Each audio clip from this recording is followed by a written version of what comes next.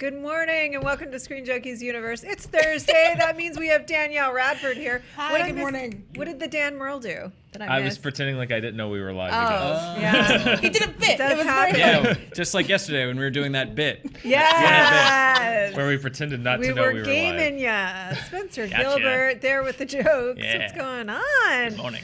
You are my favorite live action Simpsons character. We have so much to talk about today. Star Wars, Movie Pass. We got more on that Gotti war. Oh boy. And the Jurassic Game. The Jurassic Game is going to get very dramatic today. The stakes have been raised. Lives are on the line. All right, you guys, here we go. As of yesterday, Collider reported that sources with knowledge of the situation tell them that Lucasfilm has decided to put plans for more Star Wars story spin-off movies on hold. Now that means this was the Obi-Wan movie had been discussed. There was a long on-again, off-again relationship with a potential Boba Fett movie. Lots of things have been discussed, but they are on hold at the moment. This is obviously following the disappointing performance of Solo. And so what happens now is the question. What do they do now? This is also... Remake The Last Jedi. Okay. I knew we were going to go there. I didn't know we were going to go there that quickly. That's the only move. Let's button these. These two are actually separate issues. So why don't we just hit pause on the Solo movies and dig right in to that campaign to remake The Last Jedi? There's nothing really to talk about except that the entire internet is dunking on one website / fan account that is claiming to either have the money or be raising the money. A Who team are of raising producers. the money in the same way that ScreenJunkies is a team of producers. That's an insult to Billy. I'm sorry. We are real. We have real producers here, but us are not. And yet we're claiming. It's like if we claim to be remaking Star Wars at this desk. Some of us are. So Billy, well, to your point, this is really funny because we actually got a question in comments the other day saying, can you guys do a video to explain what a producer is? Because I feel like I'm just not clear. No one is. It is the vaguest term in Hollywood. It can be applied to so many different things. Somebody can get an associate producer credit on a movie for knowing the right person. People can get producer credits for having money. And then there are real producers, and those are the people that do things like make spreadsheets. Mm-hmm. That's like there's line producers, there's executive producers, and then producer is just very nebulous. No one really knows. Associate producer can mean so many different things. It is the easiest credit to buy. A line producer is a very stressful job where you actually have to manage things. An executive producer is either crucial. It seems like they're either very crucial or completely nebulous. Yeah. Potentially an executive producer really could be like, for Kevin Feige, for example, has that credit, really is the driving force behind things, and has extreme oversight. And then a lot of times they just come in with like silly notes, and then the directors are like, how do I figure out how to get out of this? I mean, I would say broadly they're managers because making a feature film requires the cooperation of so many people in these silos. Someone needs to be seeing the big picture and like either doing the hiring and firing and making sure people are talking and giving like big picture notes and stuff like that. But it can also just mean that you wrote them a check and got your name on the movie. Yeah. And then you have the AD, the assistant director, which a lot of people would think is the assistant to director. No, that's a different job. The AD is the person that is fully managing the day-to-day and the scheduling on the set, and they actually drive the production forward, and they're actually even wrangling the director a lot of the times. This isn't where this conversation was meant Now, to go. the best boy. Yes. It's electricity. The key grip, on the other hand. Anyhow, we digress. The point is, it was a very vague use of the word when they said they had a team of producers. They could have just given themselves that title. They are prepared to make this movie out of a script that they have written by committee. Or will be written by committee that taking they submissions. assure everyone will satisfy every single fan. What about people who like The Last Jedi? Right. Well, the committee will be made of that's right. It's people that diverse liked voices, it. Yeah. Yes. As diverse as people who did and did not like it. So here's what I would like us to do. Let's unpack this a little bit. They got Seth Rogen tweeting at them, who said, "What are you doing? You have no rights to do any of this." Well, they plan to get Disney's attention, ask Ryan Johnson for your tweeted money. at them. Yeah, I know. Yeah. which... So mission accomplished. You got people's attention. Attention. We're talking about it. What I want to do is to crowdfund or just write the check myself is for the behind the scenes making of documentary about the Last Jedi remake, because this has the potential to be like the Man of La Mancha. Lost in La Mancha. Lost in La Mancha. Yeah, just this like Kafka-esque, like just like one disaster after another. Well, I want to show an example Don of Quixote a script written by a committee right about now. And we'll play a game we like to call Mad Libs. So this is actually not Mad Libs. I'm going to start, and then Danielle will go, and then Dan will, and then Spencer. Okay. Luke Skywalker appears, lightsaber in hand. He stares across a sky with many suns, but suddenly a ship is crashing towards him with his saber. Wait, can I go next? Yeah. Mara Jade, is that you? From the expanded universe? Yeah. Luke ignites his lightsaber only for a dark figure to appear behind him. It's Emperor Palpatine. Oh, hey! Thought I was dead, didn't you, buddy? Nope. Force Sith. Sith ghost. Luke's lightsaber starts to malfunction and sparks hit everywhere as Palpatine laughs Palpatinely. But watch it. I'll have to kill you the old-fashioned Jedi way, with a new canonically acceptable Jedi power that's been vetted by fans and committees to totally make sense and be perfectly explained. And I'll now stop to present why this force power works and is totally canonical. Palpatine ignites his lightsaber and swings, but it's stopped by an opposing lightsaber. Snoke? It's Chewie.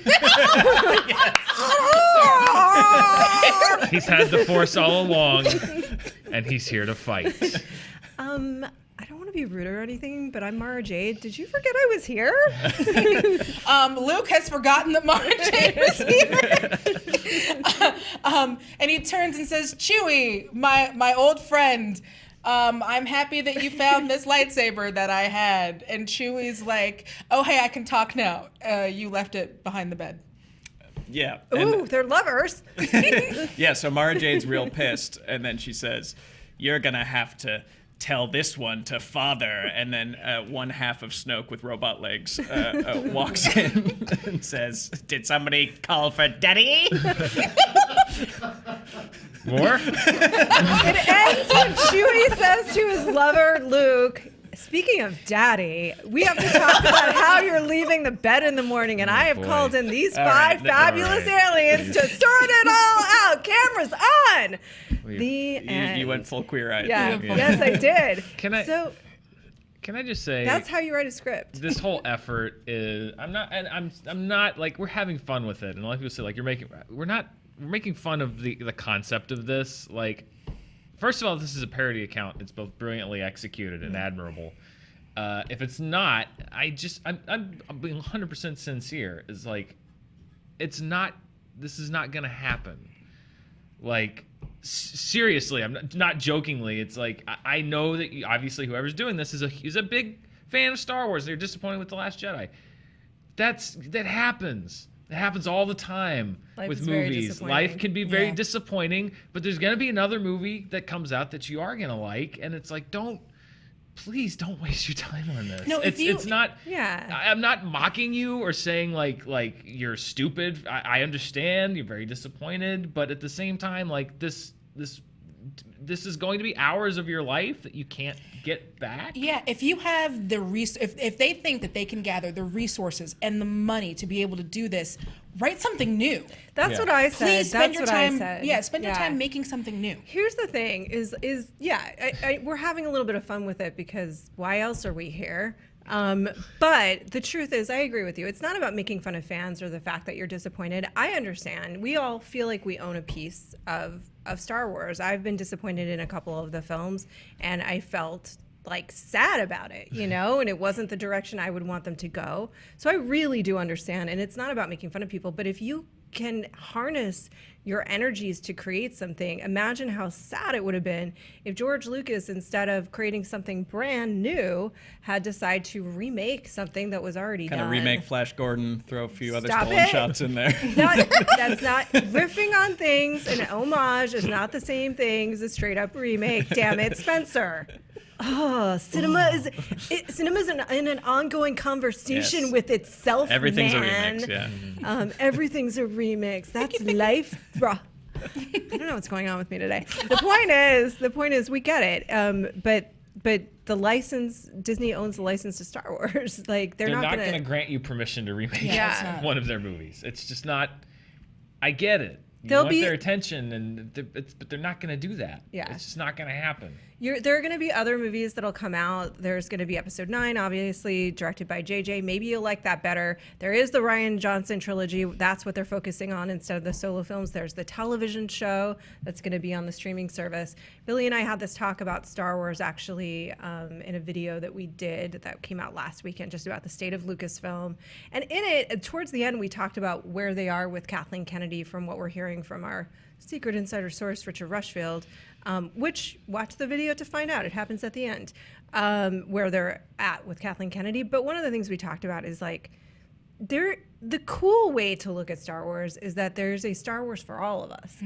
Different ones impact us, and me versus you versus people that grew up with the prequels. This is people that love the Clone Wars, which I also love. Things like that. So like, if we just think of it as this open space of creativity that has something for everyone, then it's great. We all love Star Wars. We just love it differently. I agree. I think that's a great way to put it. Anyway, what should they do about the solo films? So yeah, focusing on Episode 9 and the new trilogy, right? Yes, for now. Not shocking, I guess, in the sense that, I mean, wasn't that kind of established before? Wasn't there sort of the word getting around the camp was that the future of the solo Star Wars story movies was kind of hinging on the success of Solo? So it's not surprising that they are choosing to, I mean, particularly Episode 9, because now, I mean, I don't know what you do. I honestly don't know where they go or what they do. It's like, if you completely counteract everything that was done with Last Jedi to placate, the people that weren't fans, and there's a lot of people that weren't fans, then you risk alienating everyone who did like it, or making a completely incomprehensible movie that has nothing to do with the last one that you made, which was some of my issues with the other one. But but you could just yo-yoing back and forth, and if you double down on it, you risk then completely losing the people that might be hanging on by a thread. Like I don't know what they do at this point. I think you just gotta whatever JJ's vision is, you just got to do it and hope that people like it. Yeah, I think you got to tune all that out. I don't know. And just focus on making the best movie. Yeah. And that sounds like a very hard task. I don't envy them that task at this point. Spenny G, you excited about that Rian Johnson trilogy?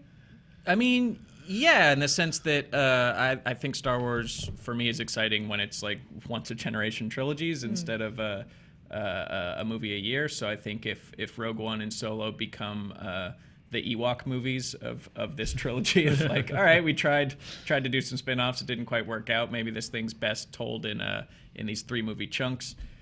That to me is more exciting, and Star Wars, even thematically, because it's a story about family generations and passing on from one generation to the next. It just feels right that every generation gets a Star Wars trilogy. Yeah. It still doesn't click for me that this is like an every year thing. So yeah, if Episode 9 comes out, take 8 years and then put out another trilogy. Okay. Cool. Yeah. I think my guess is that probably this is not the entire end of the standalone movies, that this is them taking a minute to hit pause on what they were planning, which is like these different characters from the past. They have seen now, Drew McQueenie, an old colleague of mine, was talking about this on Twitter, and I was in perfect alignment with his assessment, which we had talked about too. They've seen now what it can make in terms of like, you're not guaranteed to hit $1 billion with every Star Wars movie. Some will be less financially successful, like Solo. So with that in mind, to me, the answer was budget caps. Budget caps on movies that are outside of the saga, like we are now seeing. We saw with Deadpool. There's sort of the plan around the DC Joker movie. $50 million is the budget. That way, you can get a little more creative. You actually can take some risks, and then it makes what it makes, and that's okay. To me, that would be the way to do that, and that's how we kind of get away from the somewhat repetitive nature that I feel like they think that they have been forced to do in order to hit all of the quadrants. It didn't work in the case of Solo, so you might as well have made something a bit riskier. Maybe. I don't think Disney's in the business of making risky business, making risky mid-budget films, especially when it comes to Star Wars. I hope the takeaway from this is, and excuse my language, stop dry humping the corpse of the original trilogy. Stop picking the dead bones of it clean for little scraps of story to tell. If replace Solo with any new character, any other unexplored corner of the galaxy, and I think that fan interest, just out of sheer curiosity, would be way higher. I think you can do both. I think that you can do that. Look, their budget ballooned out of control because they basically had to reshoot the movie. Yeah. So that's a different situation. But you could do exactly what you're suggesting, but just don't spend $250 million on it, because and then another $150 million on marketing, because once you do that, you're in a hole that only $1 billion is getting you out of. Anyhow, MTV. What? Do you guys remember MTV? I do. No, literally. Do you? Okay, this is via Deadline. Do you know what MTV is? So it's still there. Still around. Is it? Yeah. Do they play music videos anymore? What's going on? They don't do that. No. So this is interesting. MTV is ramping up production. They're basically going to produce programming for other buyers with the launch of MTV Studios, so for streaming services and things like that. And they're going to revisit some of their beloved classics, like Daria. The slate includes animated comedy Daria and Jody. So this is a reimagining of the 1990s Daria. So this is from Grace Edwards, who writes on Inside Amy Schumer. There's an updated Maid. There is Anne Flux. Yes. Love Ian Flux. Okay. Do you guys remember Ian Flux? Yeah, liquid television. So good. From Teen Wolf creator Jeff Davis. Then there's going to be The Real World, the return of The Real World, which was The Real World launched reality television, you guys. This was it. This Isn't was that Patient also Zero. still going? Isn't that still? Do they still do The Real World? I feel like I don't know. They have the challenge, right? Changed the formula. Yeah. So it's more of an elimination competition. It's an elimination I remember competition reading show that they now. were like doing a thing where people would get voted or whatever. Yeah, because after a while, The Real World just became like what drama can happen in a hot tub. Yeah, it did. And it kind of devolved. We already have that in The Bachelor. Yeah, we already have enough Las hot Vegas, for the old Real World fans, I believe that the Las Vegas season was when the Real World changed for the worse and became what happens in the hot tub. And certainly elements of that beforehand, but Las Vegas was the one. I think that's my. Was there also a stabbing in Las Vegas? Didn't someone get stabbed with a fork or something? That I don't know. Go back but and watch that. I just remember I used to watch the Real World, and I think right around Las Vegas, I was like, this is not the show that I remember watching. Well, because Joe's not here, I'll do the obligatory mention of Terrace House, which is the Japanese Real World, which is just 6 Japanese people just talking to each other very politely in a room. Yeah, he described it to me, and it sounds like the most soothing show. It's like, relaxing, would you yeah. like to eat some ramen later? It's the opposite of competitive. Yeah. Well, The Real World, if you go back, encourage you, if you can, go back and watch that first season. There's one moment of drama where 2 of the roommates get into kind of an argument.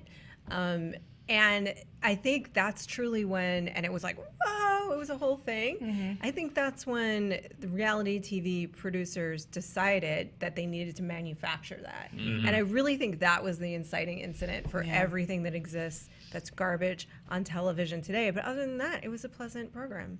Yeah. No, it's coming back. It's coming back. Guys, normally we like to fight about movies. But sometimes the rare occasion comes up when we got to fight with a movie. Sometimes the movie fights back. Yeah. You know what, Gotti? You want to go to the mattresses, says Dan Murrell. I don't know if you guys caught The Twitter exchange between the Oh wow, look at that tweet storm. between Dan Murrell, our own Dan Murrell, and the Gotti Film Twitter account, which I'm sorry, they were so rude. I didn't start this war. No, they started it. They started this war. They started this war with their terrible marketing strategy. Yes. And then they asked me to apologize. I thought so let's Dan, I want you to run Yes. everybody through what Okay. happened last night, but also I just want to say for the record, alarming. It was so unprofessional and rude. That tweet that they sent, I thought was really shocking for a marketing campaign for a movie, but they'd already had that horrible campaign around calling critics trolls. I didn't get to yell about this on Monday, but I got thoughts. All right, Dan, tell them what happened. Yeah, this all started on Monday on Charting, where I just, like, we had a little segment. There's two mysteries. One of them was that A Wrinkle in Time had made a bunch of money, like a 1,500% increase, and I was like, I don't know why. Credit to IndieWire, by the way. They wrote an article that was talking about how it was paired at a lot of drive-in theaters, and that's what drove a lot of that business. So it's like, well, that's kind of a weird mystery. And then the other thing was this Gotti thing, which was that it had a way high audience score. It had like a suspicious number of user ratings, and I just brought it up like, this is strange. Like it seems like these numbers are odd. And then later that day, I was reading a story on Deadline, I think, and I saw a quote from the head of the marketing team that was saying, "Oh, it's really weird because it's these critics are giving it such terrible reviews, but it's got a great audience rating on Rotten Tomatoes." And so I kind of quoted that, and I was just like, all right, now this is a little more suspicious because not only is the number high, now here's the head of marketing saying, already now making this into a critics versus audiences thing. I'm like, so it seems to me like they're sort of manufacturing this divide between the audiences and critics and then turning it into a marketing scheme. And then that night is when they released, as Ross said, the Twitter that was like, who are you going to trust, yourself or a troll behind a keyboard? And Meaning that's critics. when I, on Twitter, Rude. came out and said, all right, I'm going to say it. Someone involved with this movie has artificially boosted the audience scores, and they're now using it as a marketing strategy. So I guess that got some traction, and there were some various blogs and stuff. Oh, sorry. And then another user on Reddit did some really good detective work and like dug even deeper into the numbers and looked into like how many accounts there were and how many of them had been registered in June, how many of them had only reviewed Gotti and reviewed it 5 stars, and kind of like, yeah, this is very kind of odd. And so the combination of those two things got picked up by different blogs and stuff, etc. There's one apology that I would like to make, and that's to Rotten Tomatoes, because I never intended this to be an attack on them. I'm not saying there's anything wrong with them. All I was saying is like, I think someone is manipulating the numbers on their platform. Yeah. And now like they've had to respond to this and give like all of these like, I'm sure they've been hounded for comment on that. Like I was never intended to be an attack on them. I think someone's manipulating their system, which not they Rotten can't Tomatoes. really help if it's, and that's the other. Anyway, so if this has caused undue trouble for anyone at Rotten Tomatoes, that was never my intent. It was not an attack on their system. It's somebody manipulating their system. Anyway. What do you have to say to big Gotti heads like me who were so moved by it that we had to open up accounts and rate it for 5 stars? What do you have to say to me and the rest of the Gotti Rotti? Well, I do have some responses because I did follow up yesterday after my tweet. After they tweeted me and asked me for an apology, saying that my theory about fake audience scores had been disproven by Rotten Tomatoes because they made a statement, because they were hounded or asked for a statement, that they had checked into it and all of the reviews were made by active user accounts, which is, I never said they weren't. I just think those active user accounts were from people somehow involved with the film to go in and rated highly. It was like they had rated one film. It was Gotti. But Gotti, I guess the Gotti Twitter thought that because Rotten Tomatoes had said that my theory had been disproved, and they tweeted me and asked me for an apology, and they did not get one, and I instead just kind of told them how pathetic and underhanded. And by the way, the other thing is, I congratulated them on generating buzz for their movie, because if they were driving audience score to the movie, it's been dropping steadily since Monday when they started this whole thing. So if they are generating buzz and they're doing it for free, great move.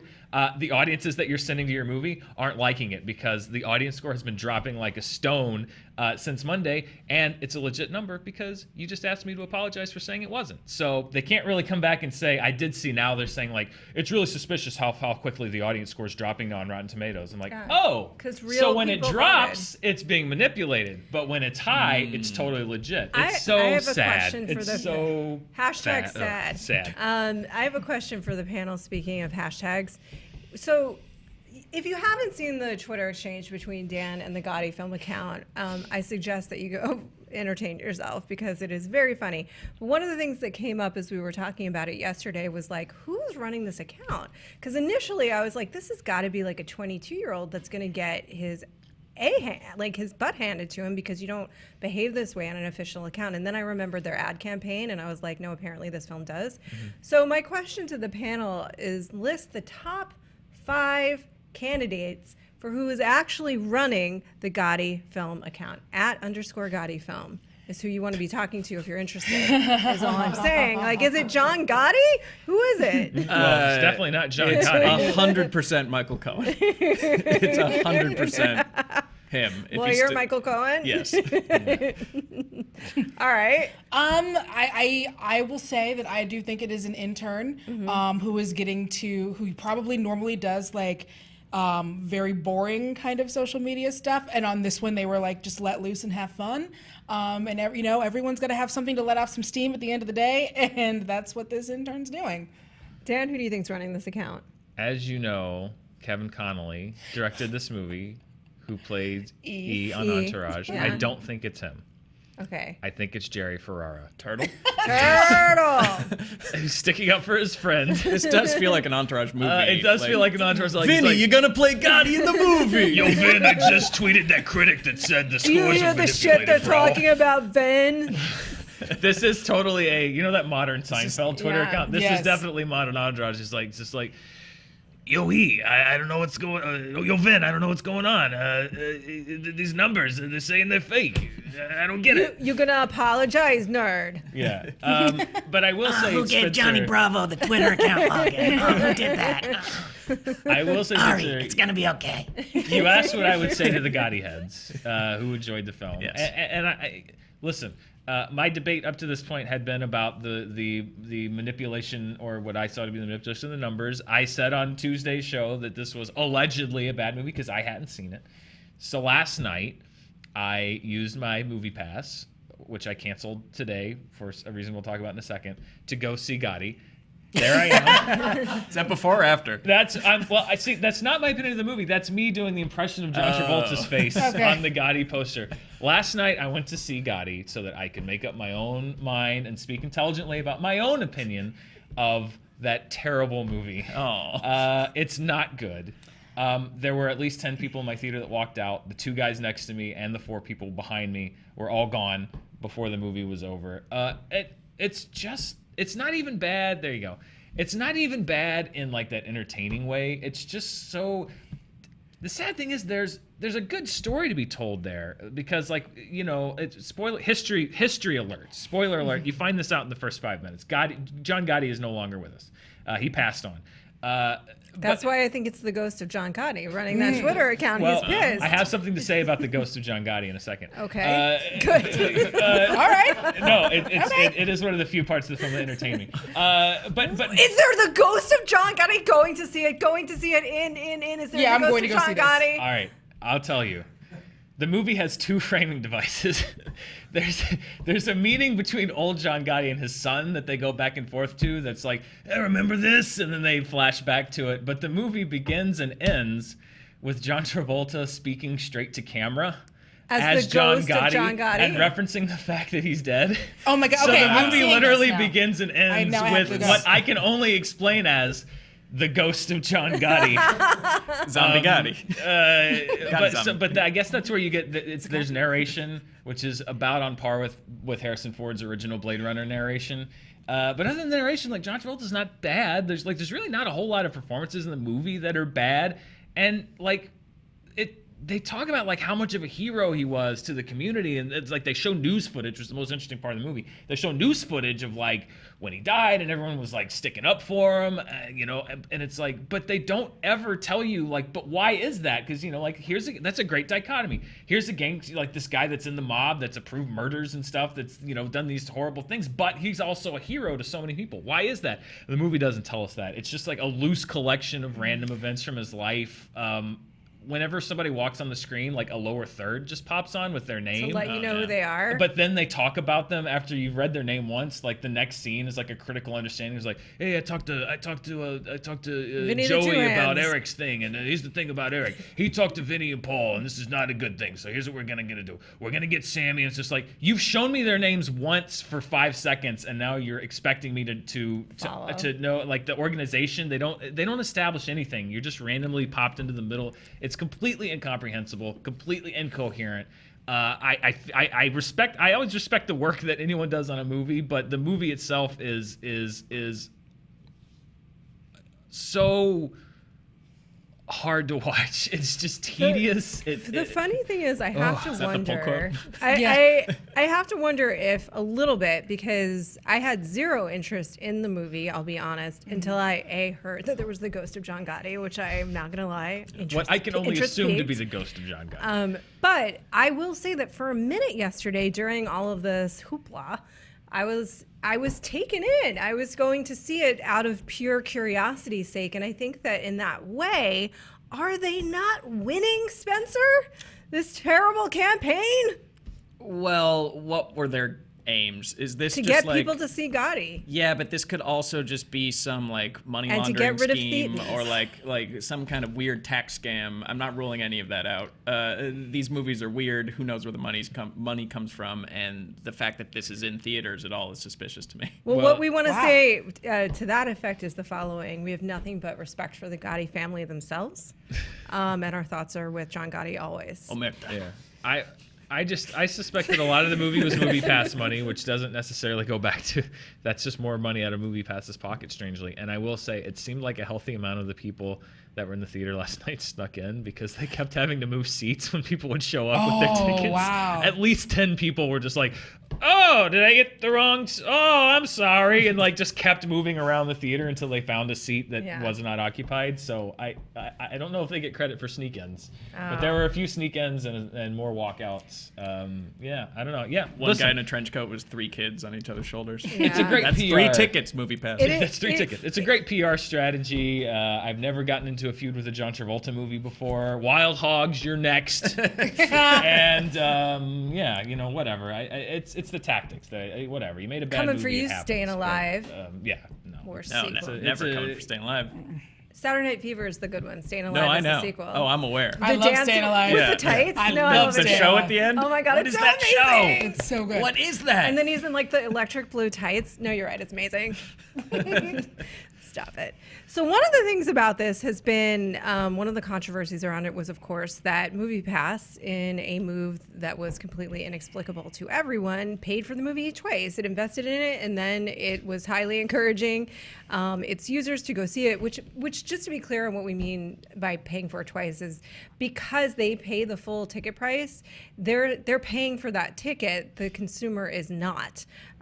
Long story endless about that. They also were like heavily pushing it to their users, and they played into the critics versus moviegoer narrative, which I have very strong feelings about. I think it's incredibly toxic, untrue. Film critics are human beings that have various opinions, but there certainly is no animosity between moviegoers and film critics. Why the heck do you think anybody does it with their life? It's because they like movies. Okay, long story endless. If that wasn't enough, they come out today and say that they're going to start charging $2 or higher for certain titles and showtimes that are in higher demand. So they keep switching around what they have to offer. That said, I never signed up for MoviePass. I am definitely signing up for the AMC Stubs deal, in which you can pay $20 to see a month to see 3 movies a week at far less rigid restrictions. And guess what? We have 3 people in this room that have canceled their MoviePass 1, 2. Billy over there. Billy business. Yep. Canceled it. Canceled Canceled it. it after seeing Gotti. Spencer's a lone scab. I live next to an arc light. It was never for me. That's true. Yeah. I live. It'd be more. It's farther for me to go to an AMC than it is for me to go to the theaters near me that take Movie Pass. However, like the surcharge is just the last thing on the end because it's like there's people that are locked into contracts that can't cancel their contract that are just like now you're adding a surcharge that you didn't say that they were going to have to pay when they signed up for it. I'm sorry. I think they're going under. First of all, I don't think they're going to be around much longer.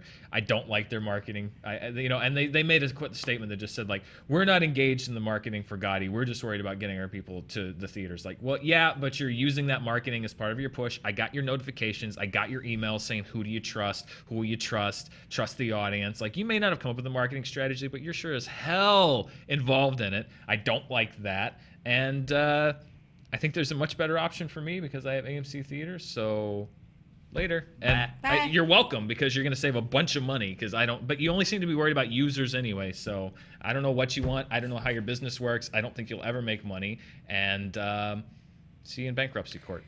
Stay tuned for a follow-up interview with the MoviePass CEO, Mitch Lowe, coming to you 2000 and never.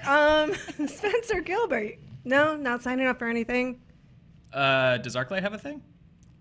No, they should This though. is Yeah, kinda I how guarantee I they view won't it. soon. Look, I'm lazy. The only decision that matters to me is how close is the theater to me, and is the movie playing there. So until there's an attractive option for me that takes that into account, I will continue going to the ArcLight and paying too much for individual tickets. Wise words from Spencer Gilbert. And with that in mind, it is time for the Jurassic Game. I don't get a... Thank you. Ooh. Jurassic Week, Jurassic World 2 coming at you this weekend here domestically. It's been released elsewhere already, as you know. With that in mind, we are going to look at famous movie or television dinosaurs, and then we're going to name the movie that it comes from. Unfortunately, my computer is in such a position that I think Danielle and Dan can see the answers. So I only just saw Spencer, one of them. Yeah. only Spencer can play the Yeah. Jurassic Game today. Great. All So right, here we go. Okay. Number 1. The hell is that? What the It's a teeth? I wouldn't dinosaur have known that one. with a, it's a There's no way I would have known that. It's a Toothosaurus. No way anyone would have known this. Well, you were too easy yesterday. So That's true. Oh, really hard. it's too easy, so you had to go Unfortunately, hard. the on this. answers are here for me, and Yeah. I spoiled myself.